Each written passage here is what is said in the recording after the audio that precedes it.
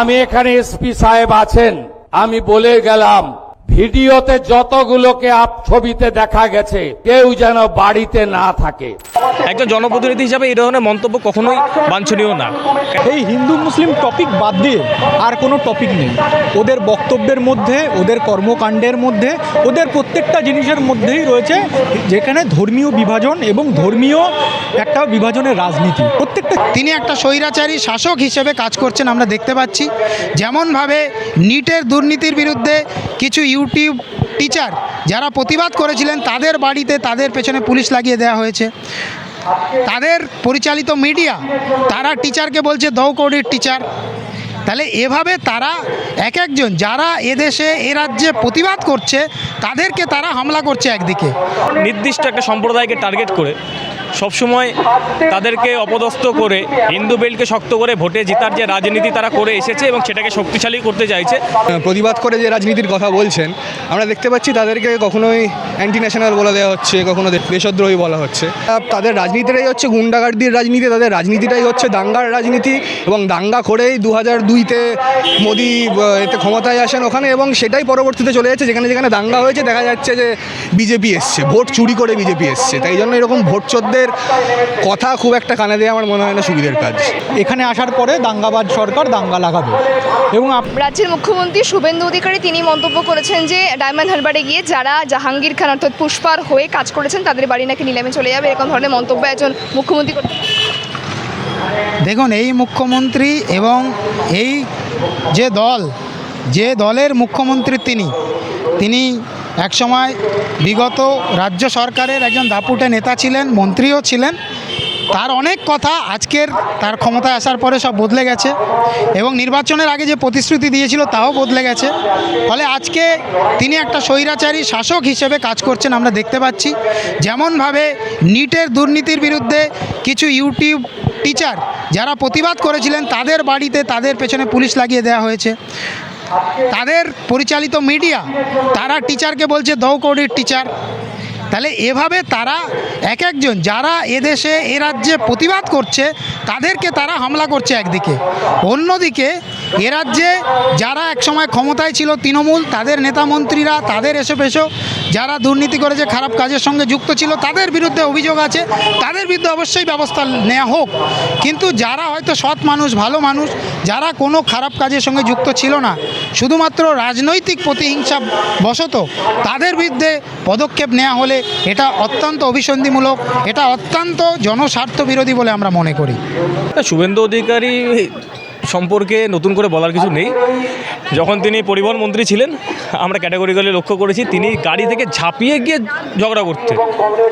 পাড়ার কুচুটি বুড়িদের মতো তার ঝগড়া করার স্বভাব। তো সেখান থেকে তার কাছে নতুন কিছু একজন জনপ্রতিনিধি হিসাবে তার কাছে যে একটা মার্জিত ভদ্র ভাষা বা এই বিজেপি সরকারের যারা মন্ত্রী রয়েছেন তাদের কাছে যে মার্জিত ভদ্র ভাষা আমরা আশা করব সেটা কখনো হয়ে ওঠে। একজন জনপ্রতিনিধি হিসাবে এই ধরনের মন্তব্য কখনোই বাঞ্ছনীয় না। ক্যাটাগরিক্যালি একটা নির্দিষ্ট একটা সম্প্রদায়কে টার্গেট করে সবসময় তাদেরকে অপদস্থ করে হিন্দু বেল্টকে শক্ত করে ভোটে জেতার যে রাজনীতি তারা করে এসেছে এবং সেটাকে শক্তিশালী করতে চাইছে। কিন্তু তাদের একটা জিনিস মাথায় রাখতে হবে যে ভারতের স্বাধীনতার ইতিহাসে হিন্দুদের পাশাপাশি মুসলিমরাও, শিখরাও এই বাংলা গোটা ভারতবর্ষে একটা গুরুত্বপূর্ণ ভূমিকা পালন করছে। অবশ্য এটা আমার বলাটা ভুল হবে, কারণ তাদের তো এই জ্ঞানটুকু নেই। কারণ যারা আরএসএসের পোষ্যপুত্র তারা তো কোনোদিন স্বাধীনতা সংগ্রামে অংশগ্রহণই করেনি। তারা ভারতের ইতিহাস, ভারতের সংস্কৃতি এই সম্পর্কে কী জানেন? এই বাংলার ঐতিহ্য সম্পর্কে তাদের কাছে বিরাট কিছু আশা করাটা আমাদের কাছে ফলপ্রাপ্ত নয়। যেরকম করে বাক স্বাধীনতা আছে, কিন্তু বাক স্বাধীনতার জন্য যেটা দেখা যাচ্ছে যে স্রোতের বিপরীতে যারা রাজনীতির কথা বলছেন, যারা বিজেপির পরবর্তী রাজনীতির কথা বলছেন, বিজেপির প্রতিবাদ করে যে রাজনীতির কথা বলছেন আমরা দেখতে পাচ্ছি তাদেরকে কখনোই অ্যান্টি ন্যাশনাল বলে দেওয়া হচ্ছে, কখনো দেশদ্রোহী বলা হচ্ছে। তো আলাদা করে কিছু দেখুন, যাকে দেখা গেছে যে টিভিতে সামনে বসে 5 লাখ টাকার ঘুষ নিচ্ছে তার আমি খুব একটা কিছু কথা ধরবো না। এখন ওনাকে বলা হয়েছে সংঘ থেকে এইগুলো করতে হবে, বলতে হবে, কিন্তু যতদিন সংবিধান আছে আমরা এটা বিশ্বাস করি যে সংবিধান দেশের আছে, এখনও দেশটা সেকুলার আছে, এখনও দেশটা রিপাবলিক আছে। তো যতদিন এগুলো চলবে পুলিশে কেস হবে, নিশ্চয়ই তখন আদালতে যাবে বিষয় আসে, ওইগুলো তখন দেখা যেতে পারে। কিন্তু এখন যেটা উনি বলেছেন খুবই সংবিধান বিরোধী কথা, এটাই বলবো। এবং একজন জনপ্রতিনিধি হয়ে তিনি এই ধরনের কথা বলতে এখনো বাধ্য। মানে দেখুন, আপনি যদি বিজেপি তথা সংঘ পরিবারের দার্শনিক চিন্তাভাবনাও দেখেন এবং পরবর্তীতে দেখেন যে তারা কিভাবে দেশটা কিংবা ভারতবর্ষের আইডিয়াটাকে তারা নিয়ে যাচ্ছেন, এটা খুব একটা মানে অসংলগ্ন বলবো না তার রাজনীতির সাথে। তাদের রাজনীতিটাই হচ্ছে গুন্ডাগার্দির রাজনীতি, তাদের রাজনীতিটাই হচ্ছে দাঙ্গার রাজনীতি, এবং দাঙ্গা করেই 2002-তে মোদি এতে ক্ষমতায় আসেন ওখানে, এবং সেটাই পরবর্তীতে চলে যাচ্ছে। যেখানে যেখানে দাঙ্গা হয়েছে দেখা যাচ্ছে যে বিজেপি এসছে, ভোট চুরি করে বিজেপি এসছে। তাই জন্য এরকম ভোট চোরদের কথা খুব একটা কানে দেওয়া আমার মনে হয় না সুবিধের কাজ।